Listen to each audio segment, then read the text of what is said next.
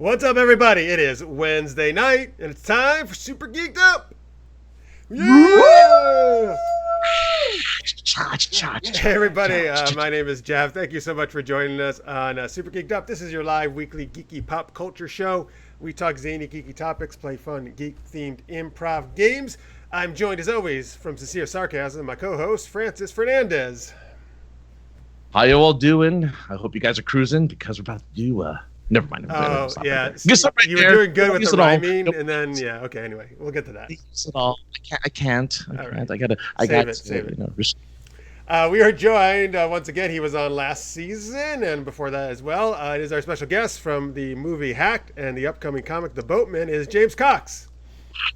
Hey, I'm James, and I'm here to say I'm not going to rhyme until I have to. So we'll get there. Folks, so yes, they're excited because we have a ridiculous rhyming game coming up in a little bit, so they're getting ready for that.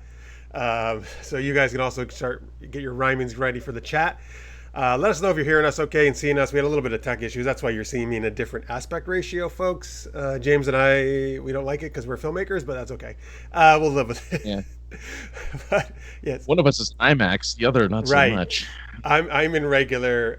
I'm at the dollar discount theater, and you guys are in the IMAX AMC theater. Yeah. It's art house, man. Right. Art house.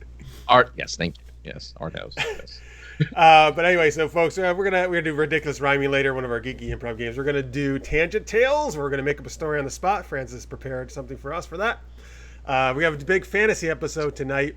So we're gonna be talking about some like our favorite magic fantasy characters, and we're gonna another fantasy question we're gonna do in a minute.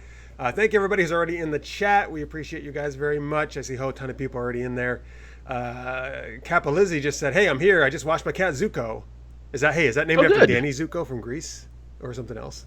Or Zuko from Avatar: The Last Airbender. Probably that. I'm surprised it's not a Sonic reference because she loves everything Sonic usually. Lizzie loves Sonic. Oh, that's true. It should have been Knuckles. Yeah, you're right. So Marx is here, who you've seen on the show many times, folks, and he says, "Pun alert! I once got in a rap battle with a peanut. He was roasted." Oh, Marx. Yeah. Marx, you missed it last week. Francis was doing some good puns. It was terrible. Just the way you like it. Lister's Mate says Jeff is in 720p. Francis and James are in 1080. That's kind of yes. Although 720 would still be widescreen, but that's okay. Anyway, I'm 6'4", 480. Yeah, anyway, Lizzie says he was named after Avatar. You were right, Francis. Good job. All right, folks. We like to kick things off with our first geeky question of the day. Francis, what's that? Well, speaking of Sonic, who is a non-human character, we're going to be talking about our favorite non-human fantasy characters. That was very dramatic. Well, my first fantasy character that's non-human is Captain Kirk. I'm just kidding. I was hanging on every all the word there. non-human ladies. It was suspenseful. That's true. So Lister's Mate is about to say Orion's Live Girls in the chat. I'm just going to tell you that right now. Thank you, Lister's Mate. Speaking of Lister's Mate and puns, he happened to send me one, which I feel like I'm obligated to share. Sure. Perhaps, if you will give me this moment. He does say in the chat, James, tell the joke, so he wants you to tell it. Yeah, I know. I feel like I'm compelled. So I will do a dramatic reading. Why did the drunk writer become an astronaut? Why? Pray tell. He wanted to go to the space bar. All right, very good. Good there you performance. There you go. You're welcome. By the way, Mark says, "Great, glad I've been a good influence on Francis." Yes. All right, folks, we're gonna do the favorite non-human fantasy characters. Tammy already has a good one in the chat. Falcor from The Never Ending Story, a movie that was very enchanting to me as a kid. I love that movie. I gotta say, I haven't seen that since I was a kid. I think I gotta watch that. Falcor's a great choice. It's worth a rewatch for sure. Anyway, James, that's the name of our guest. Sorry. What are your choices? That's my name. Yes. I almost said Francis. Yes. What are some of your choices to this question? Well, right off the bat, I mean, I'm a huge Tolkien fan, and my knee-jerk reaction is to go halflings, hobbits. I'm always been a fan of Sam Gamgee. However, I feel like I can do a little bit better. And I've been reading through The Hobbit recently with my oldest son, and a character that I've been recently reacquainted with is Bjorn, the skin changer from The Hobbit. He is one of many characters that they meet through their journey to defeat the dragon Smaug, and he is a shapeshifter that changes into a bear, and he's kind of like a keeper of the forest. And I don't know, I would love if there was more story about that guy. I know it's kind of chronicled more in, kind of the appendices type materials, but the guy is just super mysterious, super just kind of like seems like he's found his place in the world, and he's brave enough to live right next to Mirkwood, so the guy's a badass. So anyway, I don't know, Bjorn the skin changer is going to be my pick. Awesome, good. That was a good deep cut there. I like it. I felt like I should dig a little deeper, All right. Tammy also says Artax. Is that also from Neverending Story? I think. Yeah. Yes. Yeah. That's not the horse, is it? I don't know. Tammy, tell us. Tammy knows everything about it. Oh. Give me nerd cards. Nerd cards. I need them. Mark says about your answer, James. That character is great. Love that werebear and wish he was focused on more. Yeah, right? I mean, obviously the extended cut, we get to meet him more and spend some more time with him, but it's he's, I don't know, even in the books, I feel like there's so much mystery wrapped around that character and what he's up to most of the time that I just, I don't know. It's always comforting to me when you see a character that's that comfortable in their own skin. And for a guy who changes his skin, that's impressive. Yeah. Also in the chat, Chaz says Death from the Discworld books. Jalu says Boo, Absolutely. the miniature gigantic space hamster of Baldur's Gate fame. I didn't know there was. Nice. I didn't know there was a miniature gigantic space hamster. That sounds awesome. William Cox, who I'm guessing may be related to you, James. That would be my brother. Nice. He says the luggage from Discworld. Hey, Discworld is a popular choice here in the chat. Yeah, it's getting some love. Nice. Well, thanks, William or Bill or whatever you go by. What does he go by? Billy. He's William. William. Yeah. All right, we were wrong, Francis. Yeah, I know. Tammy says Artax is the not Bill Clay. Tammy says Artax is the pony. I cry. Oh, I knew it. Oh man, now I feel bad. All right, Francis. What do you? By the way, folks, if you just joined us, we are talking favorite non-human fantasy characters. Francis, what do you got? Oh, you're going to see a theme here because it all revolves around a world that I grew up with, reading as a child, I know. which probably I should have because of the type of books these are, but they're by Piers Anthony. It's the Apprentice Adept series. Oh my God. Okay, first off, you just blew my mind. That was my favorite series when I was a teenager. I had no idea. We've never talked about this. Holy shit. Never talked about it. No, apparently And I just not. started to reread them again. Yeah. It's my favorite. It's one of my favorite fantasy novels that I read growing up. I actually read Through the Ice, which is what introduced me to Piers Anthony, which was a book he wrote after one of his fans, a 16-year-old fan, had died from, I think, cancer or something. So he finished the book that this fan wrote. Wow. I didn't know that. Yeah, so I got interested in his writing, and that brought me to the Apprentice Adept series, and that brings me to my character who was a non-human technically, even though she can take human form. It's Nisa, The unicorn. The, unicorn. Right? Yeah. I'm glad you said that. Actually, that would have been I did not even think of that series for this question. I should have. That's a great answer. Do you remember who the bat was? The vampire lady who could turn into a vampire bat? The name of the vampire? No, the woman. The name of the woman. The same name as the bat. Forget it. It's fine. Oh. No, because he was... Sorry, folks. You probably don't even know what the hell we're talking about. Yeah.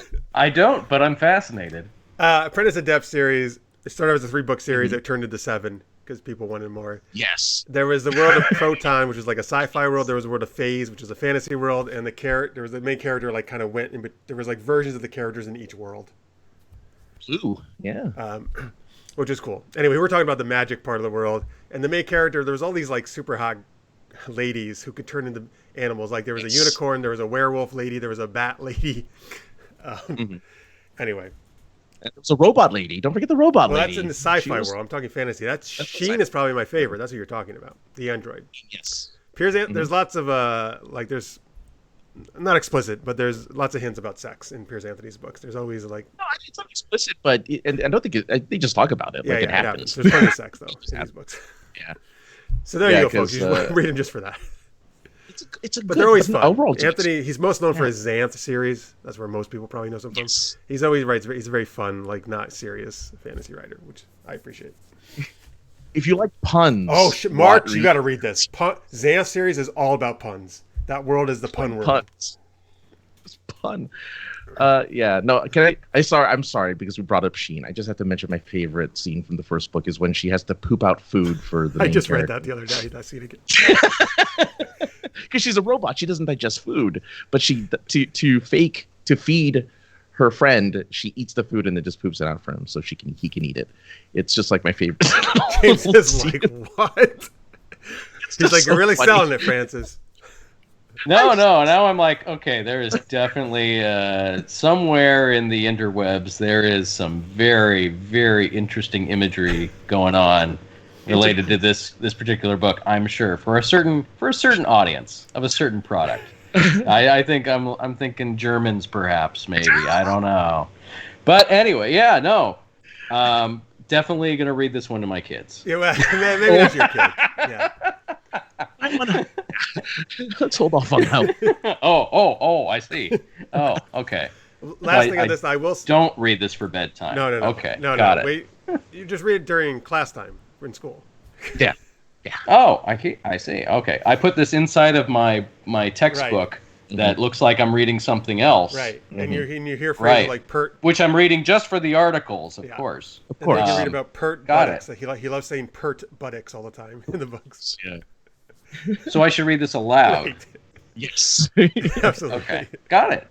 I mean, the enunciation's important, as I understand it. But okay, I digress. Okay. And then this will be a less inside joke for me and Jeff, but you do realize why that series does actually fit very well in today's episode, Oh, right? are you The gonna use rhyming, it? Wait. because there's rhyming. No, I'm not gonna use it for the. Oh, I thought tangent you were going to use it tales, for the but tangent tales you meant.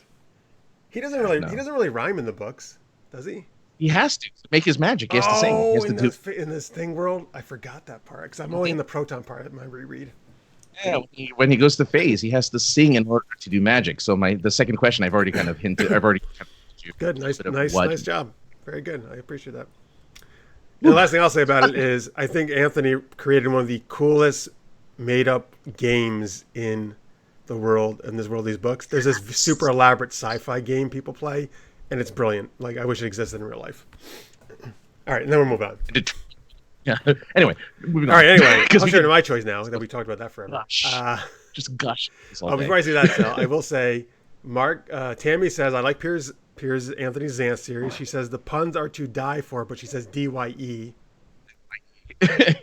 And then Mark says, I must read Xanth. Need to read those puns. Oh yeah, the titles are puns. The titles Yes. themselves are And puns. William Cox says, there goes all the German subscribers. Actually, we do have some German fans, including Norbert Franz. So Norbert, please do not take offense by our terrible guest. Who will never be on the show again. I'm sorry. I'm sorry. kidding. I grew up in a certain time where there was a stigma, and I apologize. It's I purely know. me. We have some awesome German fans, and I work with. Yeah, they're great. I love you, Germans. I don't know. Trying to make up for it. Like it. All right. Anyway. Anyway, all right. My choice: non-human fantasy characters. Yeah. No surprise for you, for Francis or our fans. Willow from the movie Willow. Yep. I love that How character. can you not? He's cool. And we're going to talk about magic later. He can do fake magic really well. He pretends to do magic. That's true. Willow. I'm also Willow. going to throw a few other ones here quickly out there. Zelda. Zelda. She's Yeah. not, Or not Link. human. It's a- Link or Zelda? I'm They're both actually saying elves. Zelda. You Oh, could say Link's okay. cool, but I like Zelda. Nice. It's not human. Right. And then I'm going to throw out the Iron Bull from Dragon Age Inquisition. Oh, sure, of course. And the Beast Yeah. from Beauty and the Beast. Oh, I mean, it's not human when he's in that form. So. Oh, and then yeah. Yeah, no, those are great. Oh wait, the Inquisition. Yeah, sorry, It's I thought fantasy. you. That's not Mass Effect. It's fantasy. Yeah, it is. It is. I was like, wait a minute. Yeah, you're right. All right, Moving so on. folks, you can still put in any of your choices if you want in the chat, and we want to share those. What do we got here? Oh, okay. Jalou said Appa from. Oh, he always does this. Avatar: The Last Airbender. I can never get this acronym. Yeah, it's as So I've Appa, also Reepicheep from the Narnia Chronicles. Well, I'm trying to think who that is. Yeah, Who's Reepicheep? he's the sword wielding rat. Oh. Yeah, voiced by what's that funny guy? Simon Pegg. Yeah, No. who's that funny German guy? No, yeah, it must have been a German, right? No, it's what's his name? That? Oh yes, yeah. That guy.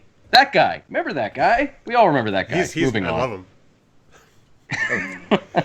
Insert name here. Right. Look it up in the chat, folks. You guys usually know. You guys can usually help us out. Victor Snyder just joined us. Says, hello, what's going on? Hey, Victor, great to see you. So glad you're here. One of our awesome Patreon supporters. Oh, Listener's Mate says, Beast from Beauty and the Beast or Beast from Marvel Comics. From Beauty and the Beast. But also Beast from Marvel is also great. He's a mutant. He is. Yes. I could say that's kind of fantasy. Yes.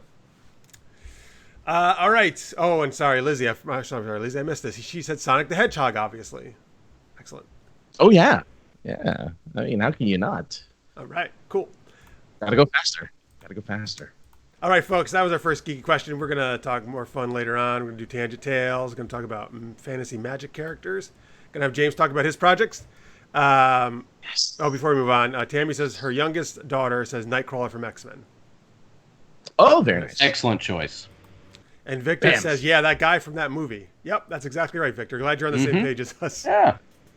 Victor knows. What do you can say? Victor knows. All right, folks. I'm going to explain this game in a minute. We're going to do our first geeky improv game, but we need a suggestion from you in the chat.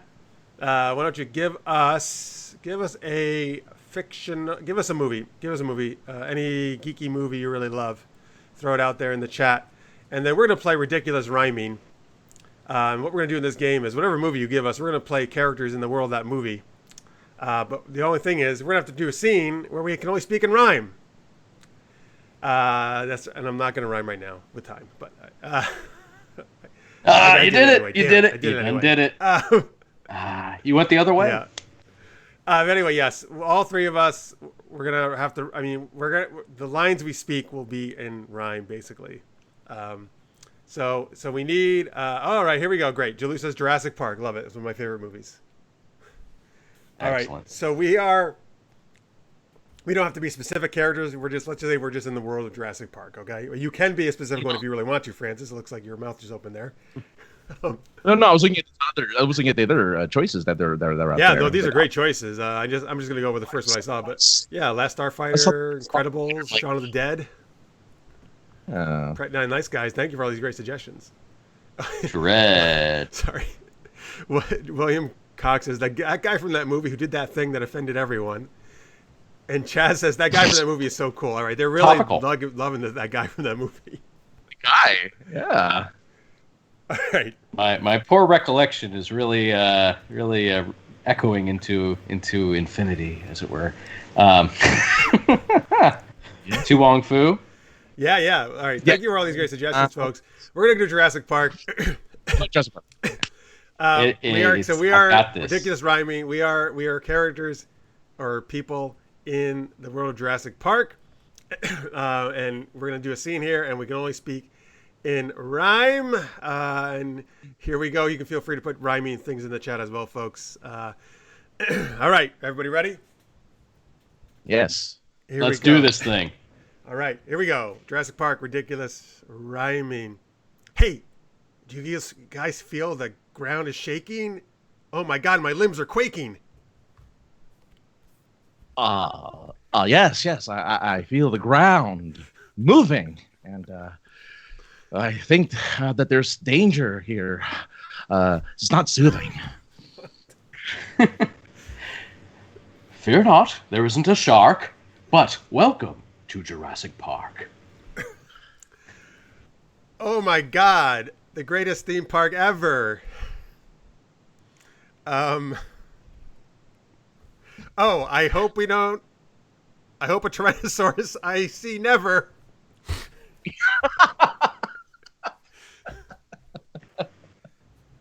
Oh yes. Oh yes. It'd be very brave if we went in. But to disturb the dinosaurs, that'd be a sin. A spectacle better than any of these. It's even better than my original fleas. Oh my God, you're experimenting with gross bugs? Quick! Let's hide from the dinosaurs under these rugs. Why is this carpet in this pit? Oh my God, that's one big pile of shit. Never fear, this is under control. Don't you be an internet troll. Wait, there's bugs, dinosaurs, and trolls? We're really not. We gotta roll. You are far too literal. I fear you may be an imbecile. No, we should run. I don't like this park. It's not very fun. But don't leave. It isn't done.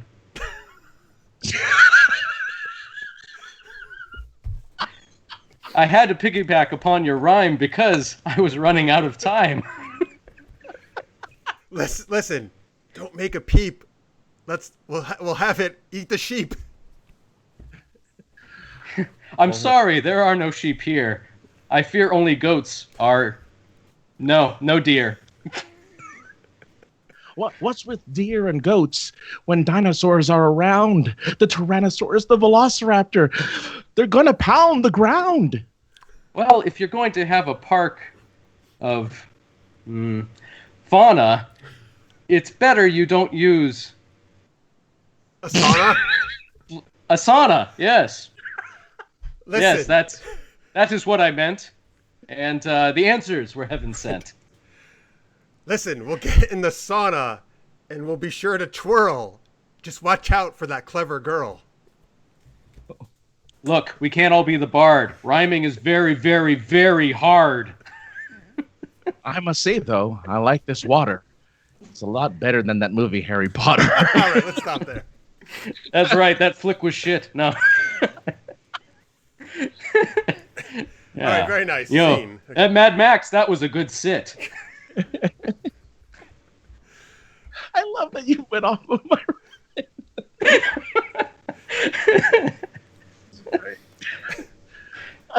All right, there you go, folks. That was Jurassic Park, ridiculous rhyming. I'm sure we made that movie much better, obviously, than the actual one. Yes, excellent it was. What are you, a pirate now? That's how he laughs in the beginning of the movie. That's Who does? Yeah. Jeff Goldblum. He does that in the helicopter. Oh, does where, yeah, when when he's called out for something, he looks at both the paleontologists. He goes, Okay. like that's how he laughs. Right. I enjoyed that you did your Jeff Goldblum. I tried. I had to do Jeff Goldblum in Dragon Con one time for a Princess Bride game we were doing. So I found that was a suggestion from the audience that Jeff Goldblum was there. So I was like, all right, sure. By the way, Victor says, ouch, you guys are hurting my brain. Keep up the good work. I don't know if that's because he's laughing so much or just because our rhymes are so terrible. Either way, mission Yes, accomplished. absolutely. I think our rhymes are great. Mark says, this dinosaur poop is so huge. It's as big as a money pile for Mr. Scrooge. That was good. Yeah. And you can swim in it, too. Yeah. Tammy says, oops, rhymed it to a corner. Means you could be a goner. Oh, yes. I know. You should have been watching. Just watching the chat. They could have done the show for. And I think my brother had a better suggestion for fauna. Oh, piranha. Piranha. Yeah, I know. If only. Yeah. Imagine that's what we should do the movie. If you couldn't do the rhyme correctly, that's when you got eaten by the T-Rex. Yeah. That's true. Write me out. So it's not like horror movies where who's ever the virgin. It's just whoever can't rhyme the best. Yeah, you're the lawyer sitting on the toilet. All right. Very scatological tonight. What happened? I didn't know this was that kind of show. All right, folks. Before we do some more, bringing the poop jokes to you. I enjoyed that pun with the scatological. Scatological? Okay, I get it. And poop. Okay. I don't think he was trying to make a pun. Actually, your friend. Oh. Well, I took it as one. Either way. All right, you take everything as puns. Excellent. It's in my nature. Excellent. Whatever it was, excellent. You did a great job. It was intentional, 100%. Thank you. All right, folks. Before we do some more geeky chat and improv games, let's talk to James about his movies and projects and all that good stuff. You wanna? Let's see. Why don't we start with the one that's already out, Hacked the movie, or your movie? Yeah, absolutely. It's if you guys haven't heard me talk about this before, it is a technological thriller in the vein of, say, like a Michael Crichton novel, but it takes place in a technology skyscraper where a artificial intelligence emerges and takes over the building. A group of hackers and sysadmin have to fight for their lives to get out of it. It's I'm very proud of it, of course, but you can find it on Amazon Prime, and if you're a Prime subscriber, you can watch it for free. I have a tiny.cc/hacked prime. We'll take you right to it. I recommend it. And if you enjoy it, please review. If you don't enjoy it, go review a different movie. Go to that guy in that thing and review his movie. One of the other hacks. Yeah, do that. Awesome. Yeah, so I put it on the screen for you folks. Check out Hacked there. You can check it out. How about your upcoming comic in the work called The Boatman? Absolutely. Yeah, no, this is very apropos of the discussion of fantasy. It is kind of fantasy adjacent. It delves into the vast world of mythology. It's and the fine art world, and it deals with a character who kind of sits between those two worlds, the uncanny and the world of fine art dealing and black markets. And it's a real passion project of mine to kind of get to tell this tale that is a bit of a like a heist, but also deals into kind of a world creation of dealing with gods and goddesses and demigods and all that kind of thing. So it's a fun little yarn, and we're hoping to get it out to the world in 2021 is now the plan. So we're excited to share that once it's out there. Awesome. By the way, Mark says in the chat about Hacked, he says, I saw that movie on Amazon, lots of fun. Yeah. Excellent. Oh, thank you, Mark. I appreciate that. All right, cool. Nice. And all right, awesome. Anything else you want? I know you've said you've been doing lots of other writing, right, for future stuff, or? Yeah, I mean, that's what I do, and actually, to be honest, what I've kind of been, beyond obviously writing, I've been playing a lot of Magic the Gathering, and it's been a blast. I introduced my son to it, and now he's beating me hand over fist all the time. So I've created a monster, and now I'm living with him. But yeah, it's been really cool to kind of reacquaint myself with this thing that I did in high school, and really delve into it hardcore, and get to share it with somebody else. It's been a lot of fun. I don't know if there's a lot of Magic the Gathering players out there in the chat, but I'm always game to play once maybe on Arena or something. So yeah, let us know, folks, in the chat if you like Magic. Tap those resources. Resources. Yeah, I got a Renko Mob Boss Commander deck that's waiting to conquer. Yes. Excellent. How old is your son that you play with? Oh, he's 6 years old as God. of the first. So he's like kind of. I mean, I have to say, I'm very proud, of course, but he is going to be the board game guy. He's all ready. I mean, he could host his own game night now with all the board games and puzzles and card stuff we've been doing around here. So it's interesting. It's kind of one of these weird things as a parent that you kind of go awesome, but also you're like, wow, like I am not worthy in this respect. He really is grasping these things very quickly, and I fear that I have no chance of keeping up. Well, we all await his multi-million-dollar YouTube empire. Yes, yeah. No, he'll be taking on the Tellurian Community College people out there.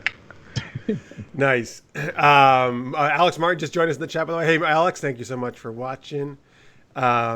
So Jalou says, Magic, the money pit, only Warhammer 40k is more of a money sink. Crack might be a cheaper hobby. Okay. Yes, the card packs. They are very enticing, very addictive. Yeah. I have never done it, so but it's been a long time that game. Well, if right? you do the arena, it's you can play it on PC, and it's you're not Get the digital. Yeah, it's kind of like Hearthstone. It's the digital version of okay. it, and it's you don't have to necessarily dive into a bunch of paper, but the paper's so much fun. Come on. But yeah, no, I mean, I suggest Magic Arena for anybody who's curious about the game to try out first. Oh, cool. Good to know. Listeners May says, James, you should get your son into playing Settlers of Catan. We got the box. We will definitely be diving into that at some point. It's coming into rotation. So yeah, absolutely. We got. It's quite a thing. Oh yeah, man. So many board games now. There's so many awesome ones. Yeah. Oh, there's a Jurassic Park board game, by the way, by Fantasy Flight. It's fantastic. Wait, I don't think I've seen that. It's really good? Wait. Is it Fantasy Flight or is it the other one? It's terrific either way. But yeah, no, it's Jurassic Park Danger, and it's a co-op game. But one player plays the dinosaurs, so it's a little co-op, little versus. It's you gotta do different tasks and move around the island. You got the map, and it's fantastic. Do you play the characters from the movie or just random characters? No, you select characters from the movie, and they each have different abilities. They have their own deck, so it's a little bit of like Marvel Champions for the board gamers out there, or I guess a similar thing is what is it? It's the Arkham Horror, kind of where you have like a pre-con deck for that character that has certain cards specific to that character. For instance, the lawyer is very good at running away from dinosaurs, as it turns out. Only in the game, though. Oh. Yeah. And Dennis Nedry is not very good at climbing over fences, as it happens. But there's very specific things that are very character specific that I find the details are lovely, and somebody put a lot of love into that, making that. Do game. They have little miniature dinosaurs? Yes, there are dinosaurs and there are meeple. The dinosaur ones actually have pictures of the dinosaurs, and you have the Dilophosaurus, you have the T-Rex, and you have the Velociraptor, and they each have their own special abilities. Oh man, The characters have faces on it? Like the meeples don't have pictures. They're just your standard, Carcassonne style meeple. Welcome to Board Game Talk. Yes. The dinosaurs have actual printed images on them, and they look beautiful. Actually, the board itself it's kind of like Settlers, where it's a hexagonal kind of like tiles that you randomly put into a certain order to shape the island, and then you have to do different tasks, go to different places, geographical locations, and then get to the helicopter to get out if you can, or the dinosaurs win and all the people die, and then one person out of your group is happy. Is there really characters? Or the person playing the dinosaurs. Yeah. If they eat all the people, then mission accomplished. Is the granddaughter's special ability to shake Jello on a fork? No, she's the hacker. She knows how to do this. It's a Unix system. Jello on a fork. Yeah. She can hack. Okay. She's not a hack. She can hack. Hacked. She probably likes Hacked, the movie. Tiny.cc/Hacked Prime. Oh. Yeah. The one thing Synergies. I've always wished when they did Jurassic World, I really wish. I mean, I like the first Jurassic World. The second one not so much, but I really wish they took the kids from the originals and had them be the adults in that one, and brought them back. I thought that would have been great, to see where and it would have been a nice continuation from their grandfather, Or at least have even if it's the original actors. I mean, if you couldn't get the original actors, have the characters still, Yeah, just have the characters. Yeah. That would have been great. That would have been really cool. I don't know why they didn't do because you weren't there in the They writing needed room. Chris Pratt and Yeah. I guess whatever. But Chris I do like Pratt Chris could have Pratt. easily boy. But you're right. Chris He could Pratt have played the boy. You're right. He could have. Yeah. The boy was like this. The grandson was like easily going to be another paleontologist. You know. Oh yeah. So Oh yeah. You're right. Absolutely. His hero was Alan Grant. That's right. Yeah. Which car are you sitting in? Whichever one you are. I love that so much. Yeah. oh man. Oh, so let's just said, yeah, you just answered this. Is there a card for the blonde-headed girl who pants heavily in terror from the T-Rex after seeing the water ripple? Yes, that's the hacker girl. Yeah. Who points the flashlight directly into the dinosaur's eye? Yes. Yes. No, don't you know that's what you're supposed to do? Yeah. No. Of course. Yeah. And Jalou says, did anyone beat the SNES Jurassic Park game, the one which doesn't allow you to save? Oh, really? Francis. Oh, golf clap. One of my favorite games, actually. Yeah. So you really can never save, huh? No, I don't know. You just always start from the beginning, and yeah, it wasn't a long game though. You were only playing it for like a couple hours. Well, okay, I say that now. As a kid, you had a couple hours to spare to play video. Now, I didn't have a SNES growing up. Was the Genesis version the same Genesis or the same comparable? time as the Super Nintendo.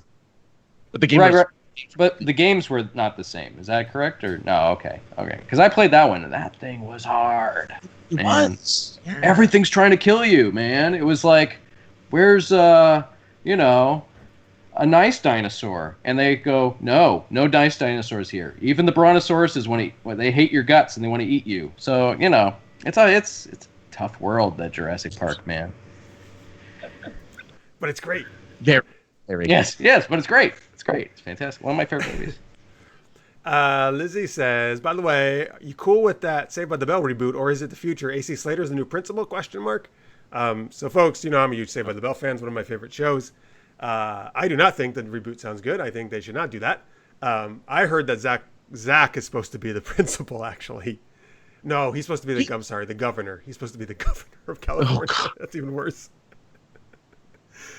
I'm actually So listening maybe to a podcast. Slater is somehow involved, and maybe the principal or something in the school as a teacher or something, I think. Yeah, but I'm actually listening to a podcast right now called Zach to the Future, where the actor who played Zach is Gosselaar? watching. Yeah, Mark Paul Gosselaar's watching Saved by the Bell for technically the first time, because apparently he didn't watch it while he was filming He's it. commenting on it? Yeah. Yeah, he's just commenting on his show, that he saw was watching for the very first time. It's weird. But it's cool if you're you're a Saved by the Bell fan. Huge, man. I love that show. Yeah, so that's a good podcast for you then. Yeah, I don't know. Anyway. I think that cast of characters is just perfect, and I don't think you can really recapture that. Like Saved by the Bell New Class, I think was not good at all. Oh, it's terrible. Yeah. Don't. Only original flavor. Exactly. Saved by the Bell.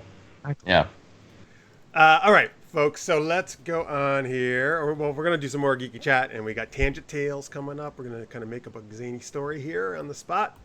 But first, Francis, we always like to thank our amazing Patreons. Oh, yes. A super geeky thank you to our super shout out patrons at $10 a month or more. This is out to Maria and Justin Deron from KLI. What are they from? KLI brand, whose magic and wonder is always grand. Craig Allen Poole, a person who can outwit any motley fool. There's also a person named Rachel J, who's not only awesome, she's A-okay. Then there's Victor Snyder. Oh, wait, I did it wrong.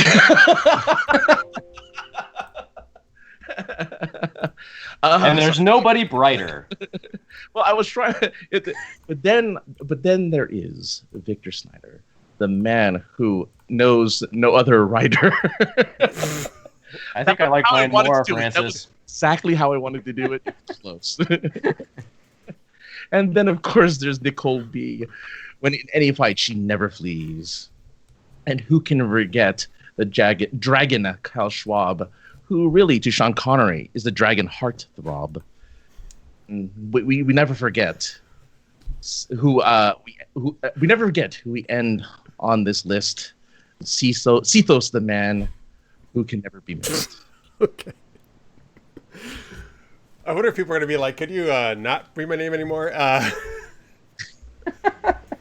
I had. I liked it. Before we talked about Jurassic Park, I'm like, I got this. And then we started talking about Jurassic Park, and my mind filled with all these other thoughts. And I'm like, oh, no. It was great. Don't worry, it was awesome. So yes, thank you, not only to all those folks, but anybody who is supporting us on Patreon. You guys rock. We really appreciate you. And remember, folks, if you're at the $3 level or more, you can join us after the show tonight for SGU After Hours, where we're gonna talk about. I'll tell you later. We're gonna talk about we do some extra bonus content though, and so please join us for that, and that would be great. We'll have you there. All right, and there's a bunch of other levels here. Here's the Patreon page. You can go check out the different levels we have. Patreon.com/Super Geeked Up. All right, let me see here. What's going on over in the chat? Victor says I heard lots of actors do not watch their movies or shows. That is true. I do often hear that as well. Victor says with my white hair, with my hair white, I am very bright. There you go. That rhymes. Yeah, good job. Checks out. Oh, by the way, Listener's Mate says, I'm listening to that Zach podcast too. It's got the guy who wrote the Zach Morris's trash skits. Yeah. Showing how Zach Morris is like the villain of. I don't like that. No, boo. I don't like when people say that. I can't watch it then. Or listen to it. No sale. Yeah. Well, it's not about that. This podcast is not about that. It's praising after. Yeah. Anyway. Anyway, folks, remember. Victor says it is the no pants after party tonight. How'd you know, Victor? Yeah. What? That's you after hours. Oh, no pants. I'm starting. I was not prepared. That's right. You can just whip them off later, James. Oh. Okay. Nobody told me about this. I remember, folks. All right. Well. All right. Now wait. You gotta wait. Rome. It's for Patreons only. That's what they gotta give them the surprise. Oh, I see. They gotta pay for it first. Yes. Excellent. We waited for you to come on to do this part. The no pants. Ah, okay. Justify the after dark portion of. Remember, folks, also in the YouTube, you can do a super chat, and if you want to give us just a one-time donation, that helps us as well. Hey, folks, so Tammy Anderson, who is one of our patrons, did a really awesome thing last week. As many of you know, there is a very awesome, not so awesome picture of me as Harley Quinn that always gets shared, which of course is going to get shared right now by Listener's Mate, because I mentioned it. So it's my face on Margot Robbie's body that some fan did a long time ago. So we've always talked about, we need something for Francis to share around. So Tammy took it upon herself to do this after the show last week. And I think James Mayer's already seen this. But did you see it on Twitter? Oh, yes. Oh, yeah. So I tweeted it out, but I'm going to share it with you now. I was loading it up as Francis was doing his rhyming Patreon stuff. So Tammy did two images. Here's the first one. Here he is as, who is it? Ursula Andress? Doctor No? Is that who that actress is? Oh, Bo Derek? No, it's Bo Derek. I was confusing it for, no, I thought it was a Bond villain. It's a Bond villain. Bond girl, I'm sorry. That's a Bond girl. Bond girl. I believe it's from Dr. No. Yeah. Because she's got the knife in her hand. She's got the knife. So anyway, there's Francis as a Bond girl, looking very sexy. Mm-hmm. I look amazing. That's the best I've ever looked. You've got like that kind of pouty model look in your face too. You gotta. If you're gonna dress like in a bikini, you gotta seduce. Right. In this deep masculine voice. Now, even better than that, folks. We talked about this last week. Somehow the villain Sand Hands got brought up. Mm-hmm. So Thomas Hayden Church. So here's Francis as Sandman from Spider-Man 3. With a huge smile on his face. I know you guys can't. Oh, it is Ursula. You're right. And what I really love is Tammy put Frefcon, the freshest con in the world, on the bag of sand. Or what is it? A bag of some brick? I don't know what he's holding. Money? It's not even look like money yet. It's my lunch. It's his lunch. Your lunch. Your lunch of sand. It's sand. Right. Duh. It's a sandwich. Yes, right. Of course, it's a sandwich.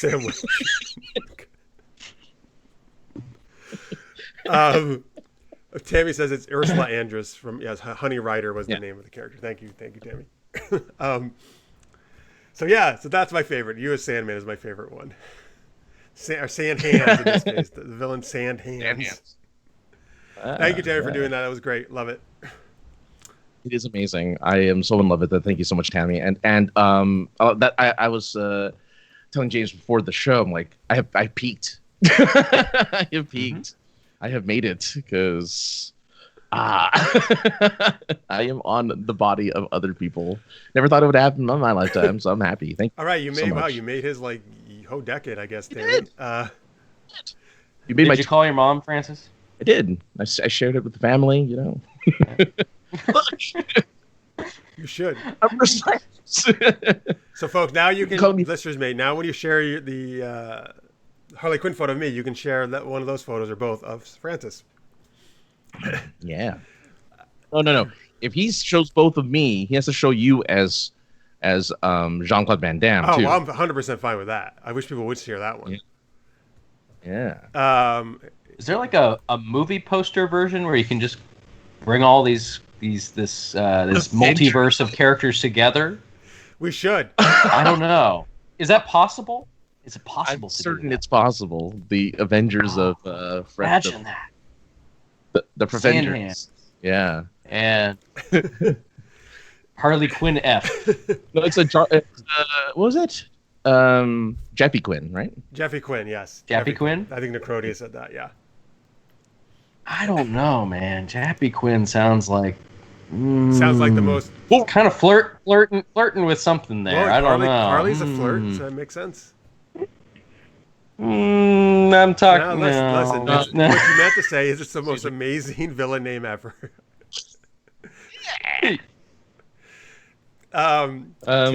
Tammy says you were smiling in that picture because you were at FrefCon, Francis. Yeah. I'm happy. And then Julie says, when is FrefCon? I need advance notice so I can put in time off work. Yes. And then Tammy says, the Fref-Vengers. Yes, very nice. We're gonna do FrefCon, folks. Because as we knew last week on our season premiere, we have to battle the Super Geeked Up stars. Oh, yeah. We have to hit people James, with we need to pull in our past guests. Is it like a battle of the network stars? You're included. So we're doing Battle of the Super Geeked Up Stars. We're going to have all the guests on different teams, and we're going to compete in things like tug of war and the pugil sticks, where you knock people into the water, and obstacle courses. And we don't know how we're going to do this, but we got to make it happen. Mm-hmm. I will dress for the occasion. Just put up the signal, and I will come. Oh, we'll have a signal, right? Yes. Dude, if we did that at a con, I think even people who don't know about us would come in. They would just come to see the events.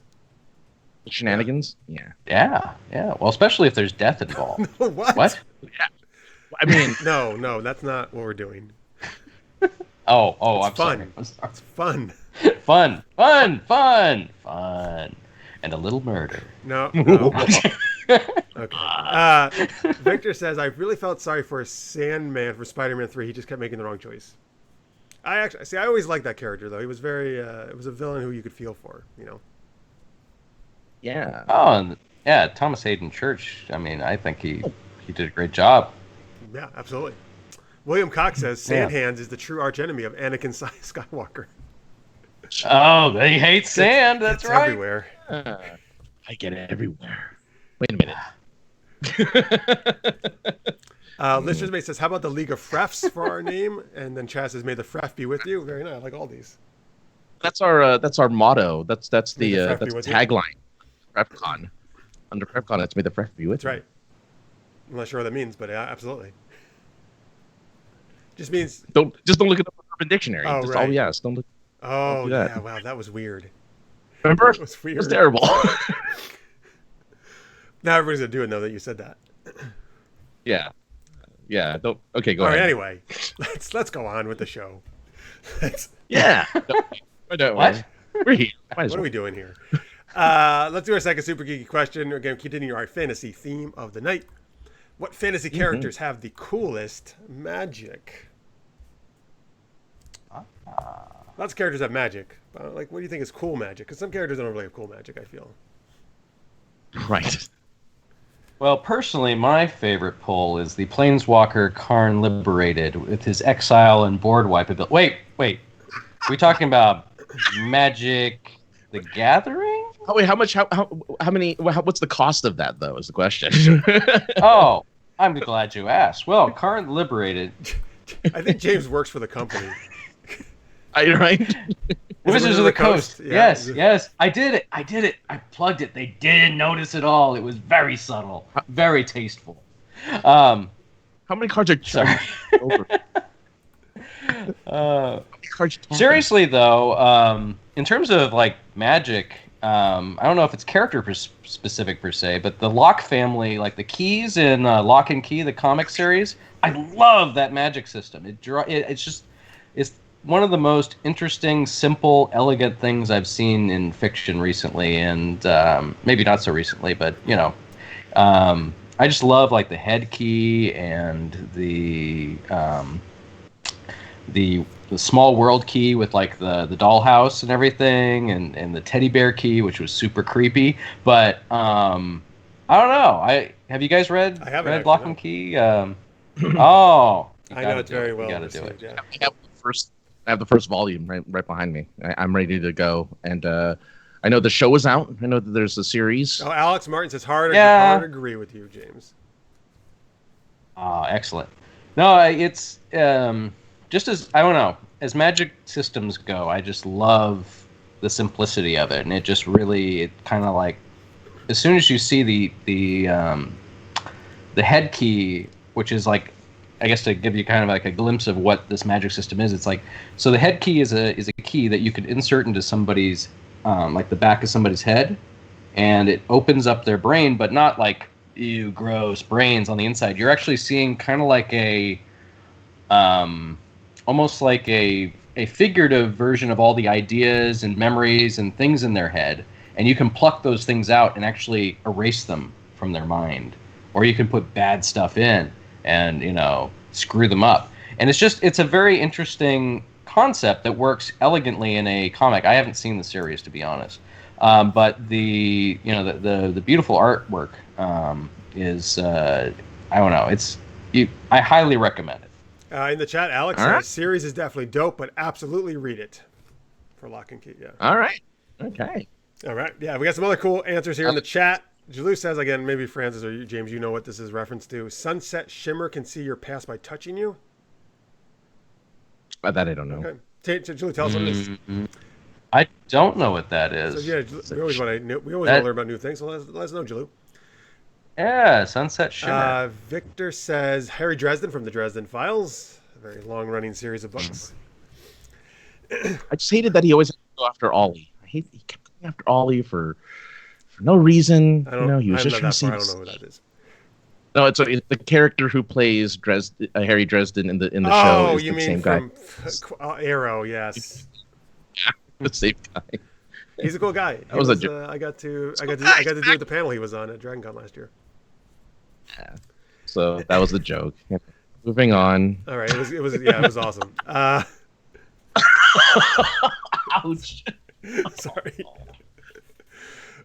Listeners Mate says the answer I should have said, and I can't believe I didn't think of this. Orco from He-Man. Orco's my favorite character from He-Man. Although his magic always backfires, maybe that's why I didn't think of him. But I still love Orco. Yeah, He's great. He's so cute. Let's see. Oh, Alex Martin says, fun fact, the Lock and Key author is Stephen King's son. I didn't know that. Yeah. Mm-hmm. All right, cool. Who has a completely different name. I forget his name, though. But yeah, he doesn't have his father's name. So you wouldn't know if you heard his name. It's like, yeah, who's this guy? But yeah. Okay, cool. I guess I'll throw out two answers. I'm going to say this one. It's not fantasy, so I wasn't almost going to include it. It's a superhero thing, but I've always loved the way Zatanna does her magic because she has to speak backwards.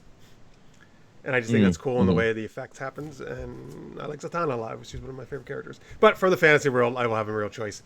I was thinking more, again, of the visual effects being cool. It's kind of like how it's being displayed is what I was going with. So from the Witcher series, which Francis and I loved, I actually think Yennefer, the way they do Yennefer's magic is pretty cool in that show.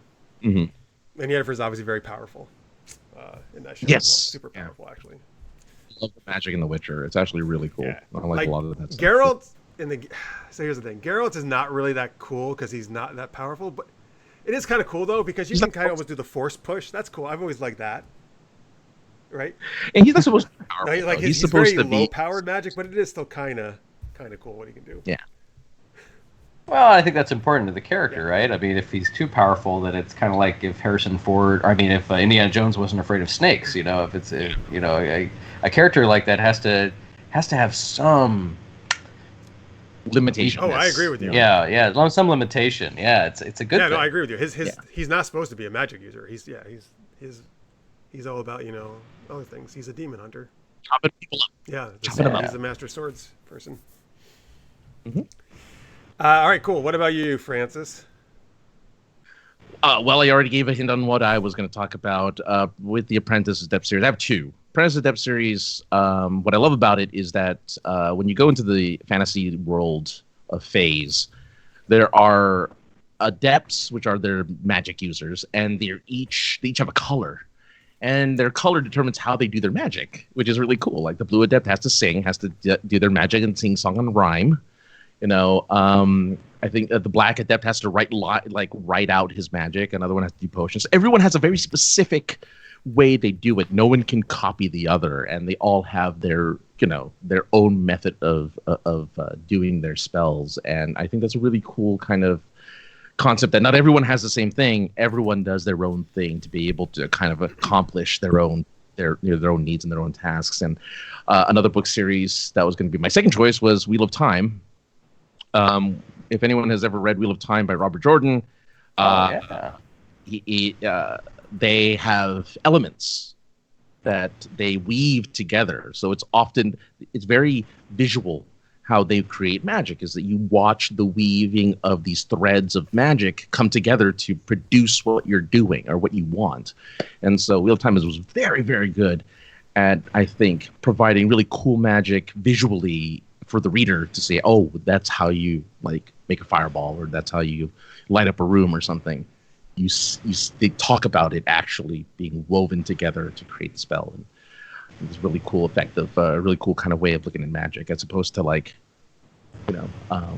Doctor Strange, where he just does hand things. Just moves his hands around like this, and stuff happens.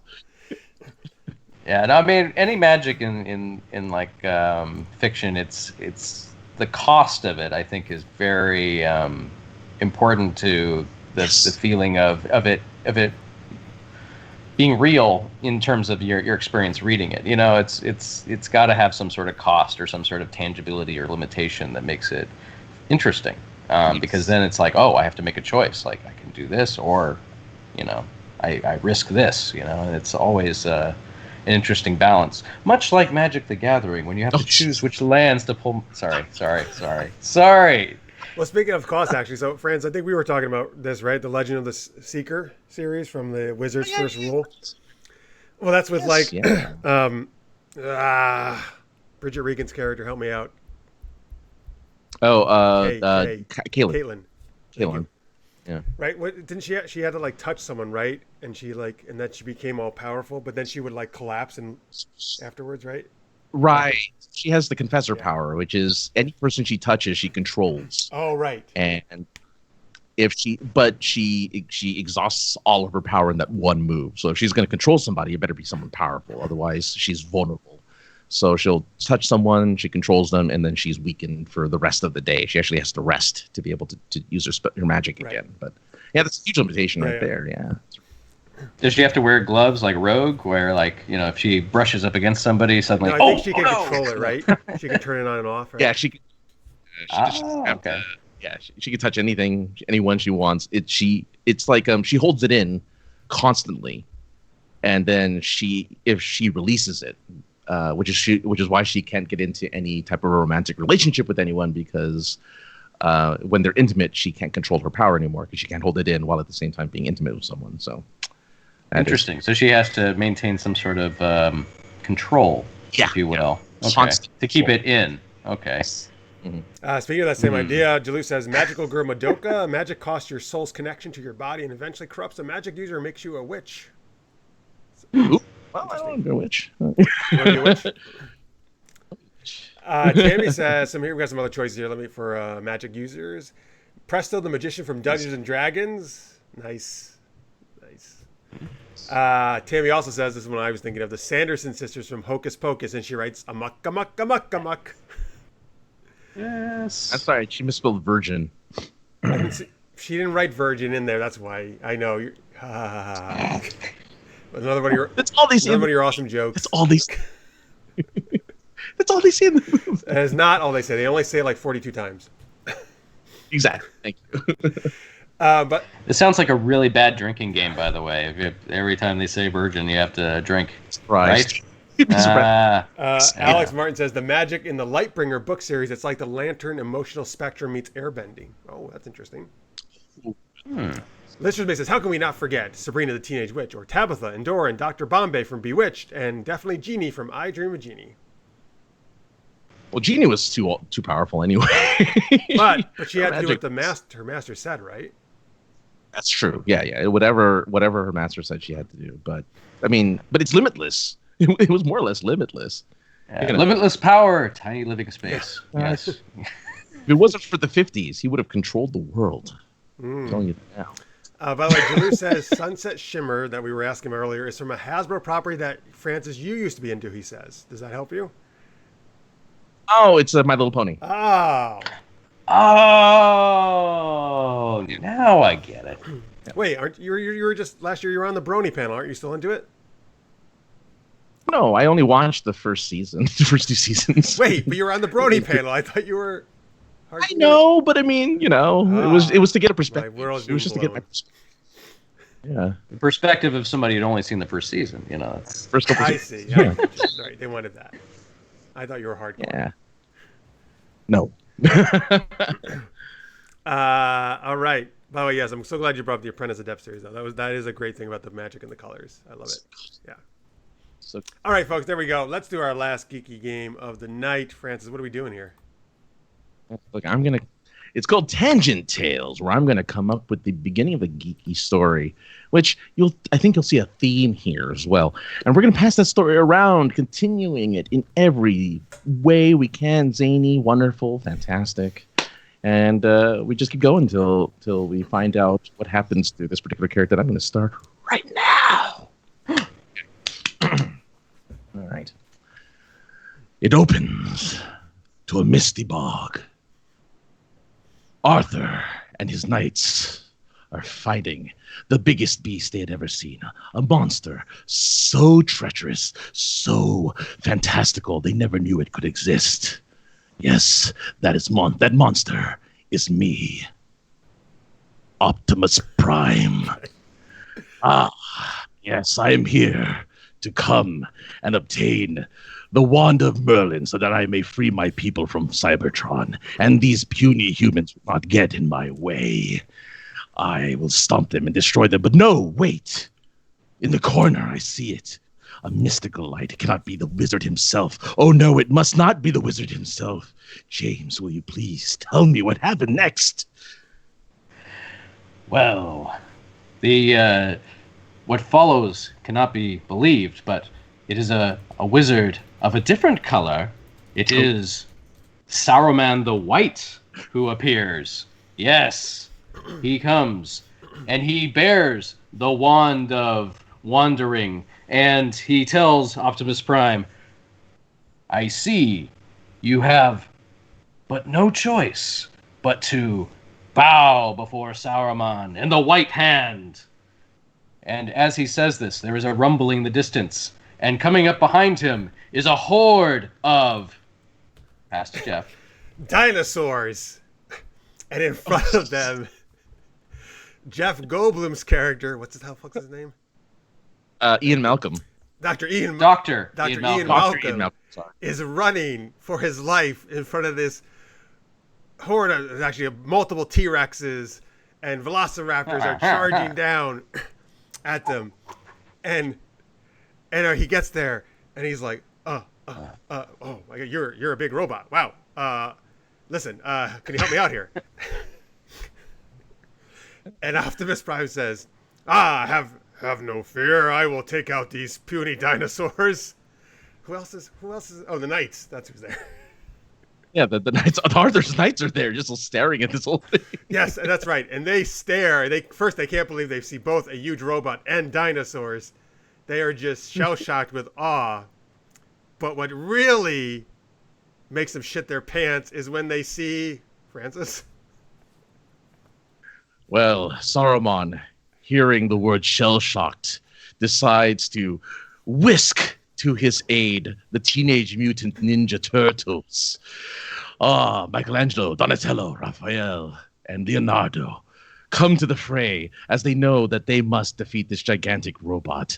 Optimus, looking slightly confused because he thought this blockbuster was going to make much more money, but it didn't because nobody wanted to watch a Arthur spinoff with the Transformers. But he didn't care. Instead, he, who never transforms into a truck at any point in that movie, instead transforms into what at the time is considered a truck, a horse and carriage. And the turtles jump on that horse and carriage and they ride off against the dinosaurs, knowing that no dinosaur can penetrate their hard shells. Michelangelo screaming, "Cowabunga!" Leonardo saying, "Shut up, Mikey." Raphael saying, "I hate you guys." Donatello saying, "This is technically impossible."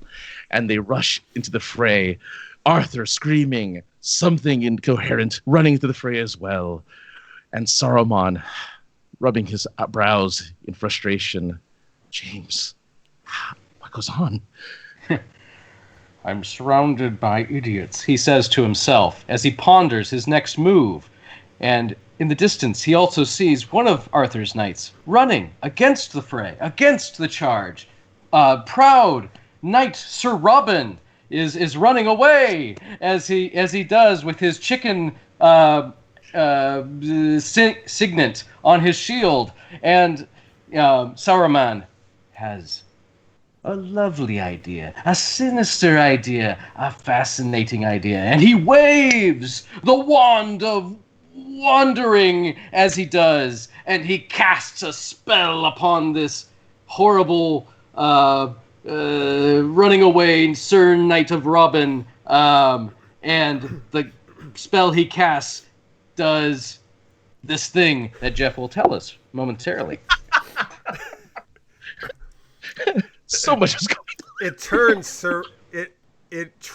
it transports Sir Robin away, and he switches places with Guinevere, Guinevere leaps onto the dinosaurs who are actually Dinobots, not dinosaurs, and she rides them and charges and snatches the wand out of Saruman's hand and whacks him in the head with it, and then uses her spell from the wand to send Optimus Prime back to the future where he can star in terrible movies. And she saves the day at the end. Wow, Saruman really screwed up. Yeah. So Transformers: The Last Night. The story behind that is. Oh, that is what that movie's called, isn't it? Merlin's wand is the secret to saving Cybertron. Really? Oh, Is that really? the plot? Yeah. Oh, Because that's the most recent one. Is Mark So Wahlberg in the that one? Transformers apparently. is Mark Wahlberg in that one? Yeah, Cade Yeager. Yeah, his character Cade Yeager. You know what a great name, right? Cade Yeager. Yeah, he. I invent things. we got a Transformer. That's what all I remember. That's exactly it. I invent things, and well, if I could make a Transformer, I'd be able to invent things. No, but he's an inventor, yeah, no, that's Anthony Hopkins is in that movie. Anthony Hopkins is in this movie. Anyway, yeah, it's a terrible film, but I really love that it has this King Arthur thing in the middle of it all. That's of this amazing. Transformers I love movie. stuff. Yeah, but it's like fantasy. The fantasy's in there, right there with the sci-fi. I gotta start this story with that. That's Ours is obviously much better than that movie, though. much better. Yeah. Poor Ian. Never know what happened to Ian. Oh, yeah, he got lost in the fray, damn didn't it, I he? forgot about him. He goes with Guinevere. Oh, good. Oh, he gets a happy ending. Good. He deserves it. She becomes queen, and he's her consort. Oh, well, there you go. All right, love it. Good. All right. Anyway, in the chat, by the way, thank you to Victor. He had mentioned Dinobots. That gave me the idea. Thank you, Victor. I appreciate it. Oh, good. Which I loved the Dinobots, man, when I was a kid. Mark's appreciated the Mutant Ninja Turtles. Listeners May says, why does Optimus Prime sound like he has a sinus infection? That's what happens when you go back in time. Exactly. Peter Cullen was unavailable, so you know. Right. I'm Peter Cullen light. I mean, I'm very light. Julius, does anyone remember the 90s cartoon series King Arthur and the Knights of Justice? I don't think I do. Yes. I do. Vaguely, though. I do remember cool. that was a thing. Was Yeah. it I think they were robots. Oh, was it like a futuristic version? They were, yeah. Because I think they were, or at least they had like space powers or something like that. I want to say they had space powers. There are people from today sent back in time to the Round Table, and then Merlin like magically made them into knights. That's vaguely what I remember. I think they were football players sent to the past. Yeah, football players, of course. Yeah, oh, that's what Julius says. He mentioned that. Who doesn't want college football players as heroic medieval knights? Okay, that's what he's referencing. Oh, aha! Mystery solved. Good job. Yeah, good job. Yeah. Visionaries, another oddly. I love Visionaries so much. Yes. That one I remember very. I wish I remember the holographic toy like emblems. The Knights and had things. the staff with, and they all had a holographic thing on each different one. Yeah. Yeah, and it had like very much the tropes of a 90s or 80s, toy made TV series. It's like the villain was this screeching guy who's always talking like, you fools, Like Skeletor. It's a very, Skeletor or Cobra Commander or any of these fools. There's a certain type. There's a type. That guy. Apparently the full title is Visionaries, Knights of the Magical Light. Yes. Apparently, I remember that was in the theme song. Visionaries, Knights of the Magical Light. Nice. Yes. Mark says Visionaries was great. Without me singing. You thought so, but you were wrong. All right, Mark's glad you appreciate it too. Yeah, man, I wish that show went longer, and also because I had at least one comic of it, but I don't think they did much more with that either. That was too much. 13 episodes. Yeah, such a short-lived show. Oh, I loved it. I know where you watch it. All right, so there we go, folks. That is Tangent Tales. Thank you, Francis, for that great opening. So remember, folks, we are about to wrap up our main show, but we're going to do SGU After Hours right after this. If you are a Patreon supporter at the $3 level or above, here's where you can go. Head on over to patreon.com/supergeekedup. Just about a few minutes after this show ends, I'm going to put it up on the homepage there of the Patreon page. Just go there. You'll see the link for the new YouTube thing that video you can watch. And we'd love to have you there. We are going to be talking about, what TV show world would you want to be in and what would you do there? That's what we're going to talk about in After Hours tonight. Yeah. So lots of cool options there. That's right. Mark says, don't forget, Flash Gordon was a football player, so obviously football prepares you for adventure. Truly. And head injuries, but, That's right. All right. So, James, once again, where can people find the movie and you online? Well, you can always find me at DarwinFish on Twitter. Happy to, chat and talk about geeky things that we all love. And if you want to see my film and you happen to be a Amazon Prime subscriber, I highly, highly recommend you go to tiny.cc/hackedprime. And you can, as a Prime subscriber, you are entitled to watch that movie as many times as you want for free. Nice. Plug over. Right. And don't forget, folks, play Magic the Gathering and buy all those cards. That's right. Tap those cards. Francis. Message brought to you by Wizard of the Francis, Coast. when you're not here, where can they find you? When I'm not here, I'm asleep. But you can also find me at sinceresarcasm.net. That's the website where I have my other podcast that I do, and I do more than I thought I would. So go ahead and check that out. And I'm at AKA the Guy on Twitter and Instagram, where I post stuff about pants. Like the question, if you have no butt curvature, can you still wear cowgirl pants full of stuff? Makes you think. All right.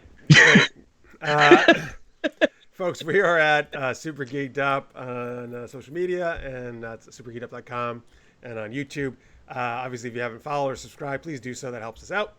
And remember, if you can help us out on Patreon, that's always super helpful. Patreon.com/supergeekedup. We really appreciate your support, and we appreciate your watching very much.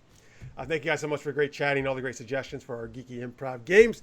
Hopefully some of you will come join us after hours, just after this. The rest of you will see you back next Wednesday, 11 p.m. Eastern, 8 p.m. Pacific next week. Marisa Wolf, a sci-fi author, is going to join us. I actually just got to, a week or so ago, recorded panel for DragonCon this year with her. She's super fun and awesome, so excited to have her on for the first time. Right. Anyway, thank you guys so much. Thank you to James for once again coming on and being a great guest. Oh, thank you for having me. I love it. Thank you. This is Thank fun. you to all the Germans out there. Thank you to Francis. Yes. My apologies. Thank you to Francis, of course. And thank you to all of you guys. You guys rock. We love you. We will see you next week. Until then, stay geeky, everybody. We'll see you soon. Bye.